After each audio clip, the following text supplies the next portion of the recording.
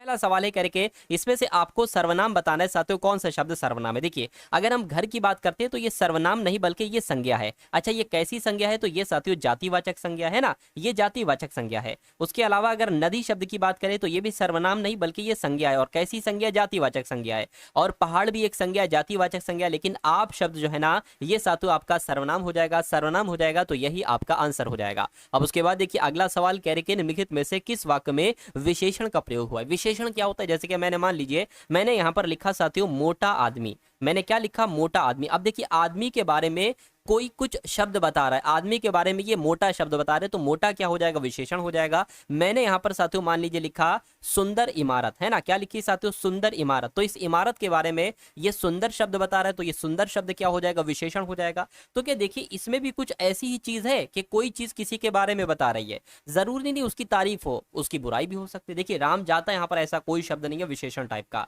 सीता फल खाती है, यहाँ पर भी ऐसा कुछ नहीं है। अगर ऐसा होता सीता मीठा फल खाती है तो यहाँ पर मीठा विशेषण हो जाता। मेरी गाय काली, अब देखिए गाय के बारे में बता रहा है ये काला, कि गाय के बारे में कोई विशेषता बताई जा रही है इस काले शब्द के द्वारा, तो मैं कहूंगा इस शब्द में, इस वाक्य में आपका विशेषण शब्द है और यही आपका बिल्कुल सही जवाब है। अगला सवाल देखिए कह रहे कि ने किस कारक का चिन्ह है। देखिए ने किस कारक का चिन्ह है, मैं आपको बता देता हूं। देखिए कर्ता ने, है ना, कर्म को, क्या साथियों, कर्ता ने कर्म को, और करण से, क्या साथियों, करण से संप्रदान के लिए, समझ रहे हैं ना आप साथियों। यानी कि अब देखिए सवाल को फिर से देखिए, अगर साथियों यहाँ पर क्या शब्द लिखा हुआ है, ने शब्द लिखा हुआ है, और मैंने ने कहां पर लिखा हुआ है, यहाँ पर लिखा है, तो आपका आंसर ये हो जाएगा। अगर यहाँ पर ने ना लिखा होता, को लिखा होता, तो आपका आंसर कर्म होता। अगर यहाँ पर से लिखा होता तो आपका आंसर करण होता, लेकिन अगर ऊपर के लिए लिखा होता तो आपका आंसर साथियों संप्रदान होता। लेकिन कोई दिक्कत नहीं, अभी आपका आंसर क्या है, ऑप्शन नंबर 1। इन पर कह रहे कि किस शब्द का प्रयोग हमेशा सदैव बहुवचन में ही होता है, मुझे बताइए। तो यहाँ पर अगर बात करें साथियों, फटाफट आप लोग बता दीजिए। देखिए लड़का अभी एक वचन है, इसका सदैव बहुवचन बन सकता है, सदैव नहीं मतलब बहुवचन इसका बन सकता है, ये एक वचन लड़के हो जाएगा, घोड़े हो जाएगा, प्राण वधुएं हो जाएगा। लेकिन प्राण का हमेशा एक वचन में इस्तेमाल कभी नहीं आप देखोगे, हमेशा बहुवचन में ही इस्तेमाल देखोगे। इसलिए सही जवाब जिनका ऑप्शन नंबर सी है तो बिल्कुल सही। अगला देखिए कह रहे कि कौन सा शब्द पुल्लिंग है। अब देखिए एक तो होता है शास्त्रीय स्त्रीलिंग, है ना, एक पुल्लिंग होता है। पुल्लिंग शब्द जो होगा उसके साथ हमेशा कैसा का इस्तेमाल आएगा, और स्त्रीलिंग जो होगा उसके साथ हमेशा कैसे का इस्तेमाल आएगा। जैसे मान लीजिए कोई लड़की है तो आप यही तो कहोगे कैसी है, बहुत अच्छी है ना, कैसी है। लड़के के बारे में क्या कहोगे, कैसा है। तो ये चीजें होती है। अब देखिए इच्छा कैसी है, तो ये तो साथियों क्या स्त्रीलिंग हो जाएगा, है ना, स्त्रीलिंग हो गया। राष्ट्र कैसा है, ये आपका पुल्लिंग हो जाएगा। रक्षा कैसी है, ये भी आपका स्त्रीलिंग हो जाएगा। और योग्यता कैसी है, ये भी आपका स्त्रीलिंग हो जाएगा। तो मैं कहूंगा पुल्लिंग शब्द के बारे में पूछा जा रहा है, पुल्लिंग आपका ऑप्शन नंबर बी में है। उसके बाद देखिए अगला सवाल कह रहे कौन सा शब्द स्त्रीलिंग है। अब आपको पता चल गया स्त्रीलिंग और पुल्लिंग कैसे निकालते, स्त्रीलिंग पूछा जा रहा है, यानी कि कैसी किस शब्द के साथ आएगा, बस इतनी सी बात आपको बताना है। तो उपहार कैसा है, पुल्लिंग हो जाएगा। ग्रंथ कैसा है, पुल्लिंग हो जाएगा। मस्तक कैसा है, पुल्लिंग हो जाएगा। रचना कैसी, स्त्रीलिंग हो जाएगा। तो ये आपका बिल्कुल सही जवाब है। कह रहे कि मैं तस्वीर देखता हूँ, इस वाक्य, यह वाक्य भूतकाल में जो अगर बनाओ आप तो कैसे बनाओगे बताइए। मैं तस्वीर देखता हूँ, मैं तस्वीर देखूंगा, ये तो भविष्य काल में बन जाएगा। भूतकाल में बनाना है, पास्ट में। मैं तस्वीर देख रहा हूँ, ये भी भूतकाल में नहीं बनेगा, है ना, ये तो प्रेजेंट कॉन्टिन्यू बन जाएगा भाई साहब, कर रहा हूँ, है ना। मैंने तस्वीर देखी, मैं तस्वीर देखूं, मैं कहूंगा मैंने तस्वीर देखी, ये आपका भूतकाल वाला वाक्य हो जाएगा और यही आपके सवाल का सही जवाब हो जाएगा। अगला सवाल करके लड़का चिट्ठी लिखता है, यह वाक्य कर्मवाच्य में होगा। तो कर्मवाच्य में साथियों अगर आप इसको बदलेंगे तो कैसे बदलेंगे मुझे बताइए। चलिए, लड़के ने चिट्ठी लिखा, लड़के ने चिट्ठी लिखा, लड़के से चिट्ठी लिखी गया, ये तो गलत ही है, सेंटेंस ही गलत है। लड़के ने चिट्ठी लिखा, लड़के से चिट्ठी लिखी जाती है, लड़के से चिट्ठी लिखी जाती है, ये आपका कर्मवाच्य में है और यही आपका सही जवाब है। उसके बाद देखिए अशुद्ध वाक्य आपको बताना है, कौन सा वाक्य आपको अशुद्ध लग रहा है, उसमें कोई दिक्कत लग रही है। अध्यापक ने पाठ पढ़ाया, ये अशुद्ध वाक्य, ये तो सही लग रहा है ना। अध्यापिका ने कहानी सुनाई, इसमें भी कोई दिक्कत नहीं, ये भी सही लग रहा है। लड़के ने रोटी खाया, लड़के ने रोटी खाया नहीं, लड़के ने रोटी खाई होना चाहिए। लड़की ने पत्र लिखा, ये भी सही है। मैं कहूंगा दिक्कत इसमें है, अशुद्ध वाक्य आपका ऑप्शन नंबर सी वाला है। उसके बाद देखिए अगला सवाल आपकी स्क्रीन पर है साथियों, देखिए सवाल को और बताइए सही जवाब आपका यहाँ पर क्या हो सकता है।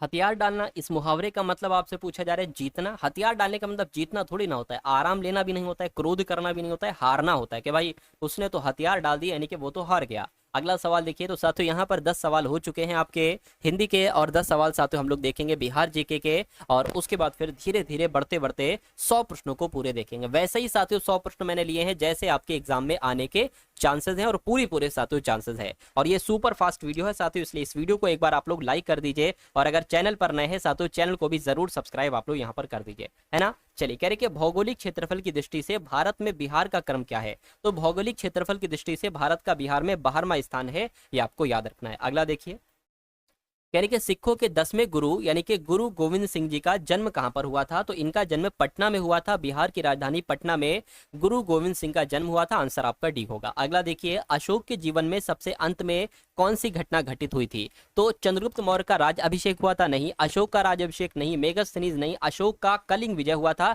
ये आपका जो आंसर होगा वो बिल्कुल सही हो जाएगा। अशोक के जीवन में अशोक की कलिंग विजय हुई थी। अगला सवाल, और उसके बाद से उसका जीवन परिवर्तन हो गया था। मगध शासक बिंबिसार का चिकित्सक कौन था। इनका नाम साथियों जीवक था, आप लोग याद रखेंगे। मगध शासक जो बिंबिसार का चिकित्सक का नाम क्या था, जीवक था। अगला देखिए, बिहार में स्थित विश्व शांति स्तूप कहां पर स्थित है। तो ये राजगीर में स्थित है। बिहार में जो विश्व शांति स्तूप है ना साथियों, बिहार के राजगीर में स्थित है, ये आपको याद रखना है। अगला सवाल देखिए, कह रहे कि बिहार राज्य का सबसे बड़ा नगर कौन है जनसंख्या के हिसाब से। तो सबसे ज्यादा जनसंख्या तो बिहार के पटना शहर में है। आंसर आपका बी होगा। उसके बाद देखिए, कहा आपसे जा रहा है कि भारत छोड़ो आंदोलन के दौरान कौन से कैदी जेल से छूटे थे। कौन से कैदी जेल से छूटे थे। जयप्रकाश नारायण ये जेल से छूटे थे। सही जवाब आपका ऑप्शन नंबर ए होगा। अगला देखिए, कह रहे कि बिहार में तुर्क सत्ता का वास्तविक संस्थापक कौन था। तो कौन था साथियों, बख्तियार खिलजी ही बिहार में तुर्क सत्ता के वास्तविक संस्थापक थे। राइट आंसर आपका बी होगा। अगला सवाल आपकी स्क्रीन पर, कह रहे हैं कि निम्नलिखित में से किस नगर में प्रथम बौद्ध सभा आयोजित की गई। तो पहली बौद्ध सभा साथियों कहां पर आयोजित की गई थी, राजगृह में आयोजित की गई थी। राइट आंसर आपका बी होगा। उसके बाद देखिए, कह रहे कि निम्नलिखित में से मगध का कौन सा राजा सिकंदर महान के समकालीन था। तो सिकंदर महान के समकालीन साथियों पता कौन थे, घनानंद थे। यानी कि घनानंद ही साथियों सिकंदर महान के समकालीन थे। ये सवाल आपसे डायरेक्ट आपके एग्जाम में पूछा जाता है। उसके बाद देखिए, कह रहे कि साथियों सूर्य का प्रकाश पृथ्वी पर किस प्रक्रिया से पहुंचता है। तो सूर्य का प्रकाश पृथ्वी पर जो पहुंचता है वो विकिरण प्रक्रिया से पहुंचता है, ये आपको याद रखना है। अगला सवाल करके, ट्रैफिक सिग्नल में लाल प्रकाश का उपयोग होता है। क्यों होता है साथियों, क्योंकि लाल रक्त का, इसलिए थोड़ी ना होगा, रक्त का लाल रंग होता है। जानवर लाल रंग पहचान सकता है, ऐसा नहीं और भी रंग पहचान सकते हैं। लाल रंग में न्यूनतम विक्षेपण होता है, ये आपका बिल्कुल सही हो जाए। यानी कि अगर ये सवाल आपके एग्जाम में आता है तो आंसर मैंने आपको बता दिया है। उसके बाद देखिए, ऑप्टिकल फाइबर की कार्य प्रणाली का वैज्ञानिक सिद्धांत निम्नलिखित में से कौन सा है। तो कौन सा है साथियों, प्रकाश का पूर्ण आंतरिक परिवर्तन। बिल्कुल सही साथियों, पहला पड़ा पहला ही आपका आंसर हो गया। यानी कि ऑप्टिकल फाइबर की कार्य प्रणाली का वैज्ञानिक सिद्धांत जो है वो प्रकाश का पूर्ण आंतरिक परिवर्तन ही है। अगला सवाल कह रहे कि एक निश्चित स्तर से ऊपर किसी विमान की ऊंचाई को मापने के लिए किस वैज्ञानिक उपकरण का उपयोग किया जाता है। तो मैं कहूंगा अल्टीमीटर का इस्तेमाल किया जाता है। किसका इस्तेमाल किया जाता है, अल्टीमीटर का इस्तेमाल किया जाता है। और उसके बाद देखिए, करके पाइप में बहने वाले द्रव के प्रवाह की गति और दर को मापने के लिए उपकरण का नाम बताइए। तो कौन सा उपकरण, मैं कहूंगा साथियों वेंटूरीमीटर है। क्या है साथियों, वेंटूरीमीटर जो है ना, ये पाइप में बहने वाले द्रव के प्रवाह की गति मापता है और दर को मापता है, जिसका नाम वेंटूरीमीटर है। ये सवाल वाकई में इंपॉर्टेंट है और आपके एग्जाम में साथियों छप सकता है। उसके बाद देखिए, करके रदरफोर्ड के द्वारा किए गए किस प्रयोग ने नाभिक के अस्तित्व को साबित कर दिया। तो ये सवाल अगर आपके एग्जाम में आए तो गोल्ड फॉयल प्रयोग आपको बता देना है। आंसर आपका ऑप्शन नंबर ए हो जाता है। अगला देखिए, कह रहे कि कणों की प्रकृति किसने स्थापित की। तो किसने स्थापित की साथियों, डी ब्रोगली इनका नाम है। और डी ब्रोगली साहब ने ही साथियों कणों की तरंग प्रकृति स्थापित की। आंसर आपका ए होगा। अगला देखिए, कह रहे कि कार्बन, हीरा, ग्रेफाइट को एक साथ समरूपी कहा जाता है, समस्थानी कहा जाता है, समवयी कहा जाता है या अपरूप कहा जाता है। तो इस साथियों आपको याद रखना है, अपरूप कहा जाता है। अपरूप यानी कि एलोट्रोप्स कहा जाता है कार्बन, हीरा और ग्रेफाइट को एक साथ। अगला सवाल देखिए, कह रहे कि निम्नलिखित में से किस तत्व की परमाणु त्रिज्या सबसे छोटी होती है। तो किसकी बात चल रही है, मैं कहूंगा क्लोरीन की बात चल रही है। क्लोरीन तत्व की परमाणु त्रिज्या सबसे छोटी होती है। अगला सवाल है, कह रहे कि निम्नलिखित में से कौन सा तत्व एक एक्टिनाइड है। तो कौन से तत्व की बात चल रही है, मैं कहूंगा क्यूरियम की बात चल रही है। क्यूरियम साथियों ये तत्व जो है ना, ये एक्टिनाइड है। आंसर आपका जाएगा ऑप्शन नंबर सी के साथ। भाई बहुत बढ़िया, वेरी गुड क्लास। कह रहे कि कौन सा तत्व एक लेंथेनाइड है। तो अगर बात करते हैं साथियों सेरियम की, तो सेरियम तत्व जो है ना साथियों ये एक लेंथेनाइड है। आंसर आपका सी होगा। यानी कि अपनी आवर सारणी में मेंडलीफ ऑक्सीजन को एक सही स्थान प्रदान नहीं कर सके। सैकड़ों बार साथियों सवाल आया है, तो आप लोग ये ध्यान रखेंगे, ऑक्सीजन नहीं, कार्बन नहीं, हाइड्रोजन नहीं साथियों, हाइड्रोजन को ये एक सही स्थान प्रदान नहीं कर पाए हैं, है ना। मेंडलीव साहब या अपनी आवर्त सारणी में। तो इस प्रकार आपका राइट आंसर जो जाएगा वो ऑप्शन नंबर डी होगा। इंपॉर्टेंट क्वेश्चन है ये। कह रहे कि किसने अष्टक सिद्धांत दिया, यहाँ पर तो आंसर आपको दिख गया, कोई दिक्कत नहीं साथियों, न्यूलैंड साहब ने अष्टक सिद्धांत दिया, आंसर आपका जाएगा सी के साथ। उसके बाद देखिए कह रहे कि किसे प्रधानमंत्री मोदी का प्रिंसिपल सेक्रेटरी बनाया गया है। साथियों शक्तिकांत दास आप लोग याद रखेंगे, क्योंकि प्रधानमंत्री नरेंद्र मोदी के प्रिंसिपल सेक्रेटरी जो बनाए गए हैं वो शक्तिकांत दास को ही बनाया गया है। अगला देखिए कह रहे कि प्रधानमंत्री मोदी किस देश के राष्ट्रीय दिवस समारोह में मुख्य अतिथि के रूप में शामिल हुए हैं। तो ये तो साथियों मॉरिशस देश के मुख्य अतिथि के रूप में शामिल हुए हैं। अगला सवाल देखिए कह रहे कि हाल ही में सबसे तेज 11,000 वनडे रन बनाने वाले दूसरे खिलाड़ी कौन बने हैं। तो इनका नाम साथियों रोहित शर्मा है और सबसे तेज 11,000 वनडे रन बनाने वाली ये दूसरे खिलाड़ी बन चुके हैं। कह रहे कि केंद्र सरकार ने किस कक्षा से पाठ्यक्रम में प्रारंभिक जीवन रक्षक प्रशिक्षण शामिल करने का निर्णय लिया है। तो मैं कहूंगा साथियों नवी आपका आंसर हो जाएगा, यानी कि नवी कक्षा से केंद्र सरकार ने नवी कक्षा से पाठ्यक्रम में प्रारंभिक जीवन रक्षक प्रशिक्षण शामिल करने का निर्णय लिया है। आंसर आपका जाएगा ऑप्शन नंबर बी के साथ। अगला सवाल देखिए कह रहे कि हाल ही में भारत के किस राज्य में सबसे अधिक गिद्ध पाए गए हैं। तो सबसे अधिक गिद्ध जो पाए गए हैं वो ओडिशा नहीं, आंध्र प्रदेश नहीं, मध्य प्रदेश में पाए गए हैं। ये भी सवाल साथियों एक संभावित सवाल है ना, संभावित सवाल है साथियों। संभावित सवाल आप लोग जरूर करा करिए, क्योंकि उनके आने के चांसेस आपके जरूर होते हैं। कह रहे कि किस राज्य सरकार ने 3,70,000 करोड़ रुपए का बजट पेश किया है। तो किस राज्य सरकार की बात चल रही है, मैं कहूंगा गुजरात राज्य सरकार की बात चल रही है। गुजरात राज्य सरकार ने अभी हाल फिलहाल में ही 3,70,000 करोड़ रुपए का बजट पेश किया है। अगला देखिए कह रहे कि किसने 14वां एशियाई चैंपियनशिप खिताब जीता है। तो किसने जीता है साथियों, पंकज आडवाणी इनका नाम है, और पंकज आडवाणी ने 14वां एशियाई चैंपियनशिप खिताब जीता है। उसके बाद देखिए कह रहे कि मिलिंद रेगे का निधन हुआ है। ये कौन थे, तो क्या ये लेखक थे, क्रिकेटर थे, पत्रकार थे। तो मैं कहूंगा ये एक क्रिकेटर थे, मिलिंद रेगे इनका नाम था, और अभी हाल फिलहाल में इनका निधन हुआ है। अगला देखिए कह रहे कि किसके द्वारा लिखित पुस्तक life on Mars collected stories इसका विमोचन किया गया है। तो मैं कहूंगा साथियों मैं कह सकता हूं कि नमिता गोखले के द्वारा लिखित पुस्तक है ये life on Mars collected stories, इसका विमोचन किया गया है। ये भी आपसे पूछा जा सकता है। कह रहे कि किस राज्य सरकार ने नैनामृतम 2.0 नामक एआई संचालित नेत्र जांच पहल शुरू की है। तो किसने साथियों शुरू की है, मैं कहूंगा केरल राज्य ने शुरू की है। केरल आपके सवाल का बिल्कुल सही जवाब हो जाएगा। अगला सवाल आपकी स्क्रीन पर है, करके कहां 139 कलाकारों ने लगातार 24 घंटे नृत्य करके वर्ल्ड रिकॉर्ड बनाया है। तो यहां पर आपका जवाब जो जाएगा वो खजुराहो के साथ जाएगा, यानी कि खजुराहो में 139 कलाकारों ने लगातार 24 घंटे नृत्य करके वर्ल्ड रिकॉर्ड बना दिया है। यानी कि किस देश ने BOBPIGO की अध्यक्षता संभाली है। तो अपने देश भारत नहीं साथियों अध्यक्षता संभाली है। आंसर आपका बी होगा। कह रहे कि पूसा कृषि विज्ञान मेला 2025 ये कहां पर शुरू हुआ है। तो ये साथियों नई दिल्ली में शुरू हुआ है, ये आपको याद रखना है। अगला सवाल देखिए, अंतर्राष्ट्रीय कला प्रदर्शनी का आयोजन कहां पर किया गया है। तो साथियों हैदराबाद, आप लोग याद रखेंगे हैदराबाद में ही अंतर्राष्ट्रीय कला प्रदर्शनी का आयोजन किया गया है। और किस राज्य की विधानसभा में 8,08,736 करोड़ रुपए का बजट पेश किया गया है। तो आपका जवाब जो होगा वो उत्तर प्रदेश के साथ जाएगा, यानी कि उत्तर प्रदेश राज्य की विधानसभा में 8,08,736 करोड़ रुपए का बजट पेश किया गया है। उसके बाद देखिए कह रहे कि हाल ही में भारत के चुनाव आयुक्त के रूप में किसने पदभार ग्रहण किया है। तो किसने पदभार ग्रहण किया है, मैं कहूंगा साथियों अभय सिंह ने नहीं, राजीव कुमार ने नहीं साथियों। यहाँ पर साथियों आपका एक आंसर आप लोग लिख लेंगे, हो सकता है टाइप वगैरह ना हो पाया हो, है ना। विवेक नाम आप लोग लिख लेंगे, विवेक जोशी, है ना साथियों। विवेक जोशी की अगर हम बात करते हैं तो ये भारत के चुनाव आयुक्त के रूप में नियुक्त किए गए हैं विवेक जोशी। ये बहुत इंपॉर्टेंट क्वेश्चन है। अच्छा ये लिखा विवेक जोशी सी में, खैर कोई नहीं। उसके बाद देखिए अगला सवाल है, कह रहे कि किसने वन मैन ऑफिस ऑनलाइन सेवा शुरू की है। तो LIC यानी कि लाइफ इंश्योरेंस कॉर्पोरेशन नहीं साथियों, वन मैन ऑफिस ऑनलाइन सेवा शुरू की है। आंसर आपका जाएगा बी के साथ। अगला देखिए कह रहे कि ग्रीन शिपिंग कॉन्क्लेव 2025 का उद्घाटन जो किया गया है वो कहां पर किया गया है। वो साथियों मुंबई में किया गया। मुंबई आपके सवाल का बिल्कुल सही और सटीक जवाब हो जाएगा।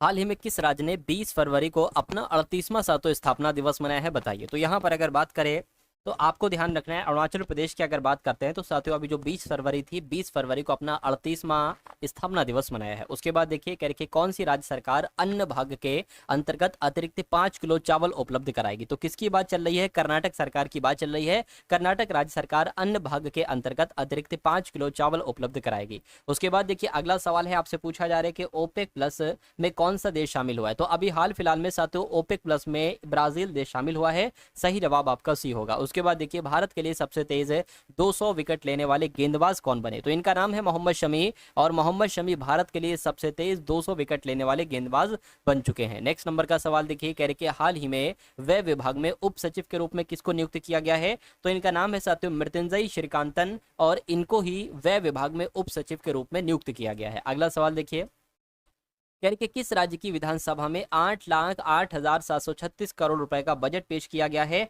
तो अभी मैंने आपको बताया था उत्तर प्रदेश राज्य की विधानसभा में 8,08,736 करोड़ रुपए का बजट पेश किया गया है। एसबीआई कार्ड्स ने किसे अपना एमडी और सीईओ नियुक्त किया है, तो इनका नाम है सलीला पांडे, और सलीला पांडे को एसबीआई कार्ड्स ने अपना एमडी और सीईओ नियुक्त किया है। नेक्स्ट नंबर का सवाल आपकी स्क्रीन पर है, कह रहे कि भारत और किस देश ने लिथियम अन्वेषण और खनन में सहयोग को मजबूत करने के लिए एमओयू पर हस्ताक्षर किए हैं, तो भारत और अर्जेंटीना ने साथों हस्ताक्षर किए हैं, ये आपको याद रखना है। राइट आंसर आपका ऑप्शन नंबर बी होगा। उसके बाद देखिए, कह रहे कि प्रधानमंत्री मोदी ने कहा 98वें अखिल भारतीय मराठी साहित्य सम्मेलन का उद्घाटन किया है, तो मैं कहूंगा नई दिल्ली आपके सवाल का जवाब होगा, यानी कि प्रधानमंत्री मोदी ने नई दिल्ली, है ना, कहां पर, तो नई दिल्ली में 98वें अखिल भारतीय मराठी साहित्य सम्मेलन का उद्घाटन किया है। उसके बाद देखिए अगला सवाल है आपकी स्क्रीन पर, यानी कि अंतर्राष्ट्रीय समुद्री नेविगेशन सहायता संगठन का उपाध्यक्ष चुना गया है, तो साथियों किसको चुना गया है, मैं कहूंगा भारत देश को चुना गया है। भारत आपके सवाल का बिल्कुल सही जवाब है। अगला सवाल आपकी स्क्रीन पर, कह रहे कि किसने 50,000 वंचित महिलाओं के उत्थान के लिए जी सफल की शुरुआत की है, तो जी सफल की शुरुआत साथियों जो की है वो किस राज्य के द्वारा की गई है, वो गुजरात राज्य के द्वारा की गई है। आंसर आपका जाएगा ऑप्शन नंबर बी के साथ। अगला सवाल आपकी स्क्रीन पर, कह रहे कि संगीत कला, है ना, संगीत कला के आगरा घराने के जन्मदाता के रूप में किसे जाना जाता है, तो किसको जाना जाता है साथियों, आपको याद रखना है हाजी सुजान खान इनका नाम है, और हाजी सुजान खान को संगीत कला के आगरा घराने के जन्मदाता के रूप में जाना जाता है। नेक्स्ट नंबर का सवाल आपकी स्क्रीन पर है, देखिए सवाल को और साथियों बताइए सही जवाब क्या होगा। कह रहे कि कथक सम्राट बिरजू महाराज का संबंध निम्नलिखित में से किस घराने से है, तो इनका संबंध की अगर बात करते हैं साथियों, लखनऊ घराने से इनका संबंध है। क्या लखनऊ घराने से साथियों इनका संबंध है, ये कथक सम्राट कहलाए जाते हैं, बिरजू महाराज इनका नाम है।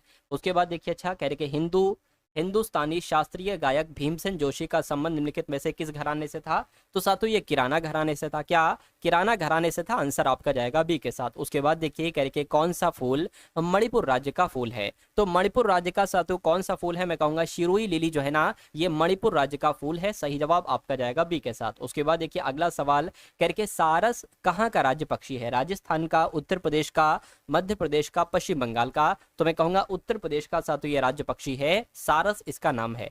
उसके बाद देखिए अगला सवाल के निम्नलिखित में से राजस्थान का राज्य पक्षी कौन सा है, तो राजस्थान का राज्य पक्षी क्या भारतीय रोलर है, नहीं, क्रेन बर्ड है, नहीं, एशियाई कोयल है, मैं कहूंगा नहीं, फिर क्या है साथियों, सोन चिड़िया है, जिसको ग्रेट इंडियन बस्टर्ड के नाम से भी जाना जाता है। ये सोन चिड़िया राजस्थान का राज्य पक्षी है। अगला सवाल कह रहे कि केंद्रीय खाद्य प्रौद्योगिकी अनुसंधान संस्थान ये स्थित है, तो ये कहां पर स्थित है साथियों, आपसे कुल मिला के पूछा जा रहा है। तो अगर आपका जवाब साथियों मैसूर है, तो मैं कहूंगा आपका जवाब बिल्कुल सही हो जाएगा। केंद्रीय खाद्य प्रौद्योगिकी अनुसंधान संस्थान ये मैसूर में ही स्थित है। उसके बाद देखिए, कह रहे कोलंबो किस देश की कार्यकारी और न्यायिक राजधानी है, तो कोलंबो की जब हम बात करते हैं साथियों, कहाँ की ये न्यायिक राजधानी है, तो कोलंबो की अगर बात करें साथियों, आपका आंसर जो होगा वो श्रीलंका के साथ जाएगा, यानी कि श्रीलंका की कार्यकारी और न्यायिक राजधानी जो है साथियों वो कोलंबो ही है। उस देश का नाम बताइए जिसकी मुद्रा का नाम रुपया नहीं है, तो साथियों किस किस देश की मुद्रा का नाम साथियों रुपया है, मैं कहूंगा नेपाल की मुद्रा का नाम क्या है साथियों, रुपया है, ठीक है। और पाकिस्तान की अगर बात करें, पाकिस्तान की मुद्रा का नाम भी रुपया है,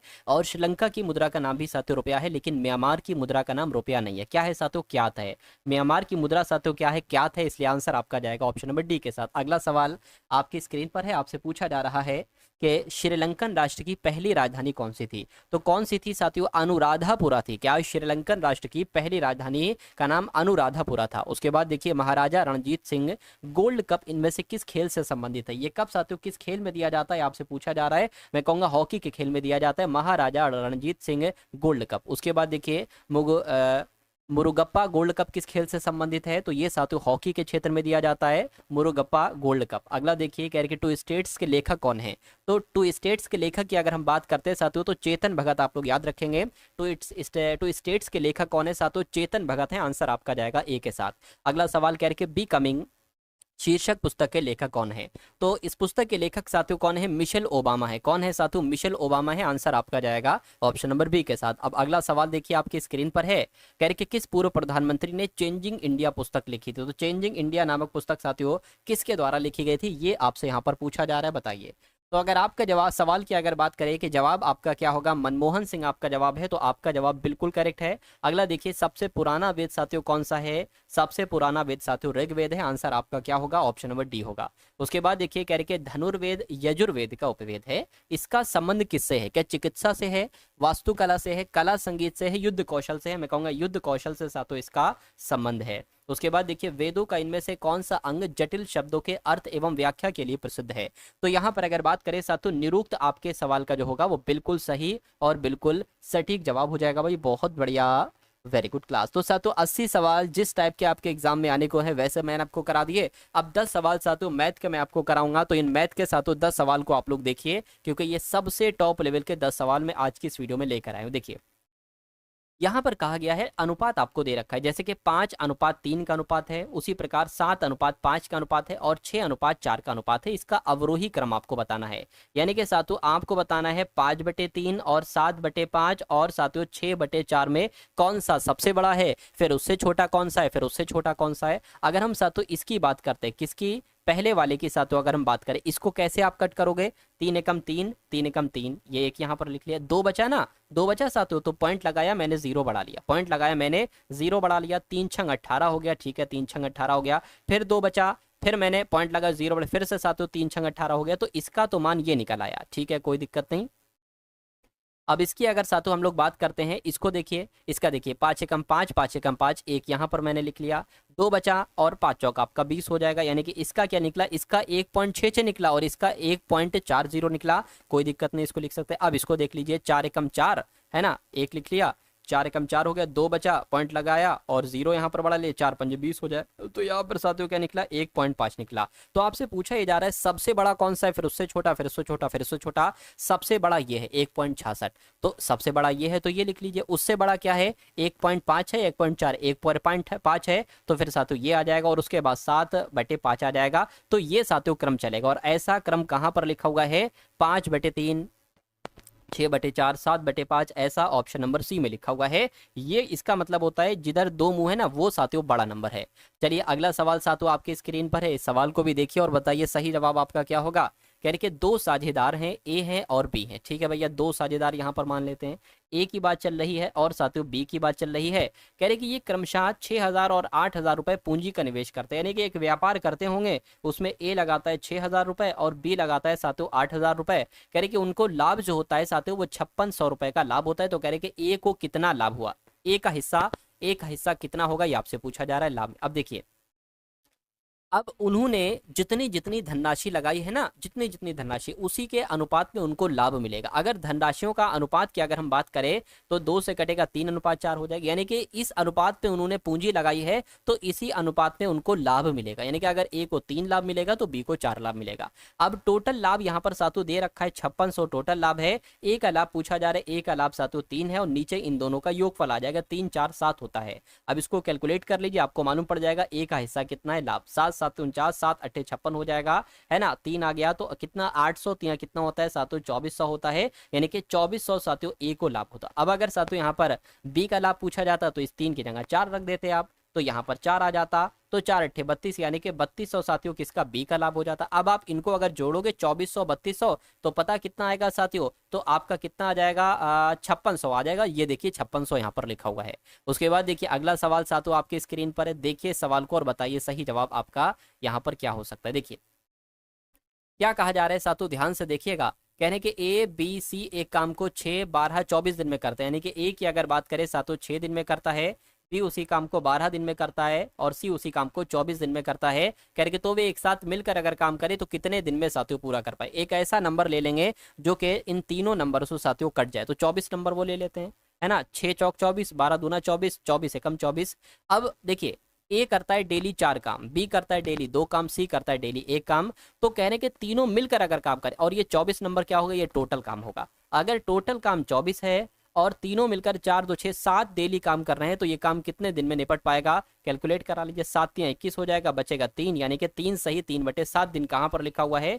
3 सही 3/7 दिन ऑप्शन नंबर सी में लिखा हुआ है। तो ये क्या होगा? ये आपके सवाल का बिल्कुल सही जवाब हो जाएगा भाई। बहुत बढ़िया, वेरी गुड क्लास।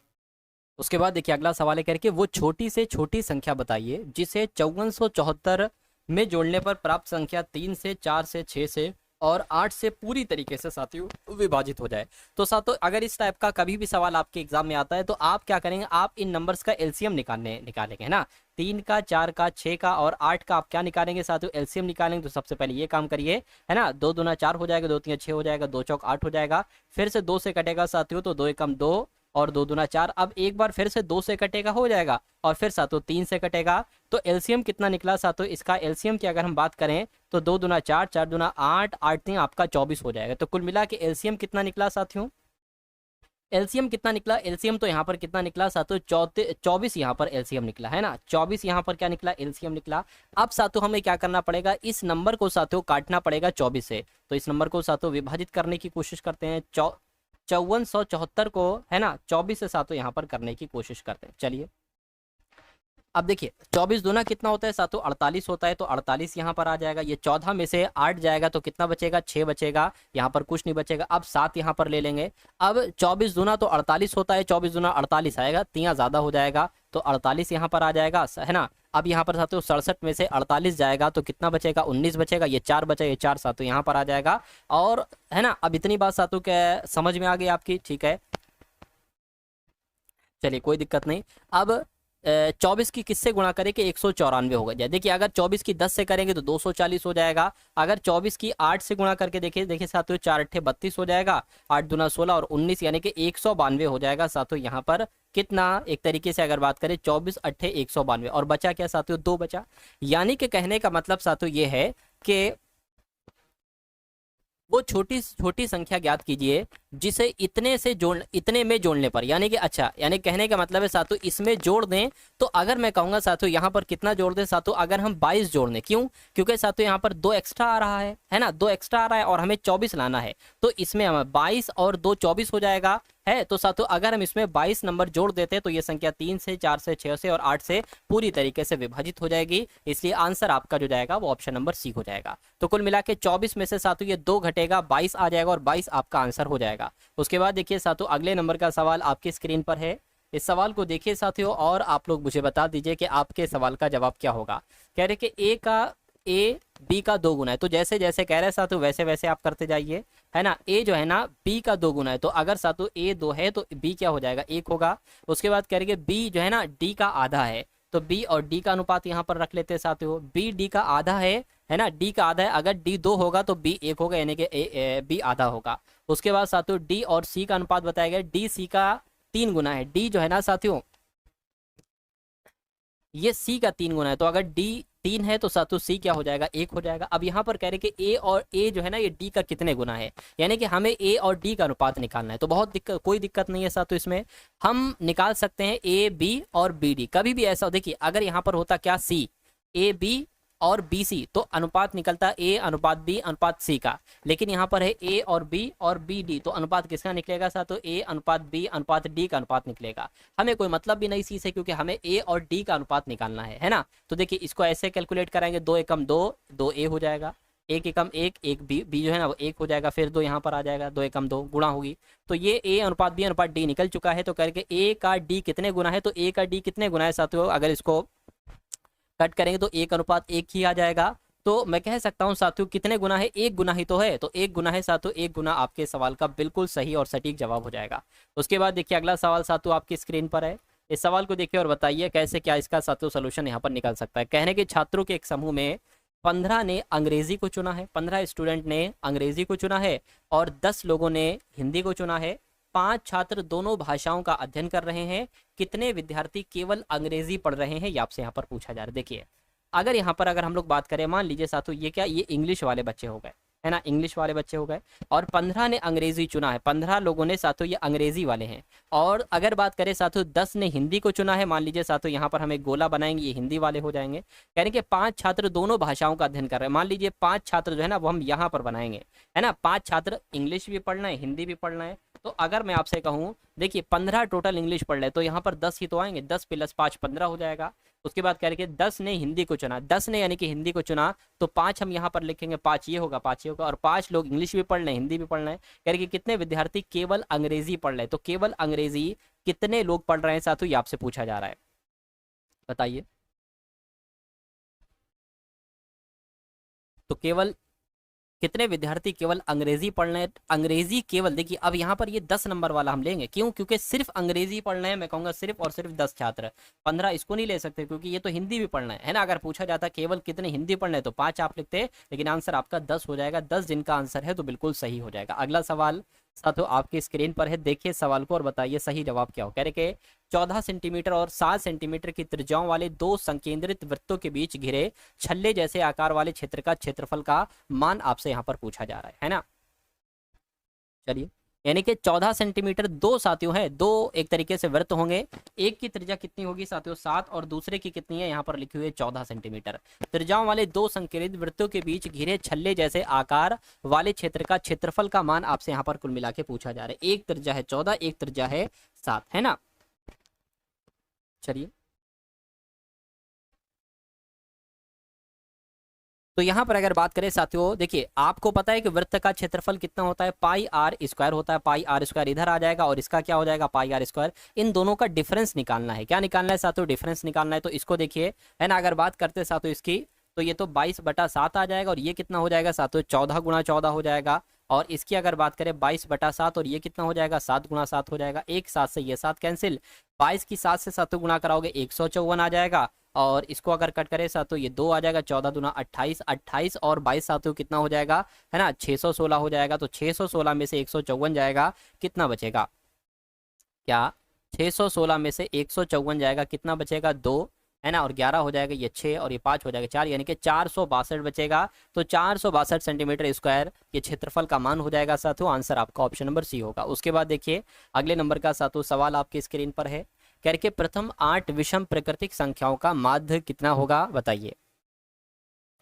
तो पहली 8 विषम प्राकृतिक संख्याएं कौन कौन सी हो जाएंगी, देखिए 1 हो जाएगी, उसके बाद 3 हो जाएगी, फिर 5 हो जाएगी, 7 हो जाएगी, 9 हो जाएगी, 11 हो जाएगी, 13 हो जाएगी, 15 हो जाएगी, 1 2 3 4 5 6 7 8, 8 संख्याएं हो गई, कई हो गई। अब अगर बात करें इनका आपसे माध्य पूछा जा रहा है, इसलिए इनको सातों हमें जोड़ देना होगा, इन सभी संख्याओं को आपस में जोड़ना होगा। कितनी संख्याएं हैं 8, है ना, और सातों इनको 8 से भाग देना होगा, हमें औसत प्राप्त हो जाएगा। औसत कह लो या माध्य कह लो, बात एक ही है। तो इसको जोड़िए जरा साथियों, 1 3 4 ये 9 हो जाएगा, 9 और 16 हो जाएगा, है ना, 16 25 हो जाएगा, 25 और 35 एक 36 हो जाएगा, 36 और देख लीजिए, है ना, 36 15 और 13 जोड़ लीजिए, 11 हो जाएगा, 12 13 14 हो जाएगा, और ये 4 5 6 यानी कि 64 हो जाएगा। तो 64/8 आ गया, 8 × 8 8 × 64, तो 8 यहाँ पर आपका क्या हो जाएगा, इन संख्याओं का माध्य हो जाएगा। राइट आंसर आपका जाएगा ऑप्शन नंबर डी के साथ। अगला सवाल आपकी स्क्रीन पर है, कहने के 16 और 40 का तृतीय अनुपाती क्या होगा। कभी भी अगर दो संख्याएं दी जाएं आपको और कहा जाए कि इसका तृतीय अनुपाती क्या होगा, तो आपको लिखना है 16:40, 16:40, और फिर आपको क्या लिखना है, फिर आपको 40 लिखना है और फिर x लगा देना है। x का मान आपको यहाँ पर निकालना है। तो ये 16/40 हो गया बराबर, है ना, ये 40/x हो गया, ठीक है ना, इतनी बात क्लियर है। अब देखिए ये x इधर आ जाएगा और ये 40 इधर, इनके 40 की गुणा 40 से हो जाएगी और 16 नीचे आ जाएगा, और x का मान निकाल दीजिए आप, है ना, 8 से कट 8 × 40 और 8 दूना 16 हो जाएगा, इसको कट करेंगे 20 आ जाएगा, 20 × 5 100 हो जाएगा, यानी कि x का मान जो निकलेगा वो सातों 100 निकलेगा। तृतीय अनुपाती कितना होगा, 100 होगा। राइट आंसर आपका जाएगा सातों ऑप्शन नंबर बी के साथ। अगला सवाल आपकी स्क्रीन पर है, कहने के साथियों 3/8 का दशमलव प्रसार दशमलव के कितने अंक बाद समाप्त होता है। तो पता है इस सवाल को आप कैसे करेंगे, ये 90 नंबर वाला सवाल है। 3/8 का दशमलव प्रसार दशमलव के कितने अंक के बाद समाप्त होगा साथियों, तो 3/8 को आपको भाग कर देना है ना। भाग करेंगे साथियों, देखिए अब ये तो कट नहीं रहा है, तो इसलिए साथियों 1 पॉइंट लगाएंगे और यहाँ पर 0 बढ़ा देंगे। 8 × 8 8 × 24 हो जाएगी, ये 3 यहाँ पर आ जाएगा। अब कितना बचेगा, 6 बचेगा ना, पॉइंट लगा हुआ है, 0 बढ़ा लेंगे, 8 8 64 ज़्यादा हो जाएगा, 8 7 56 7 तो यहाँ पर हो जाएगा। अब 4 बचेगा, पॉइंट लगा, 0 बढ़ा लीजिए, 8 45 हो जाएगा। तो कुल मिला के ये आपका आंसर आता है।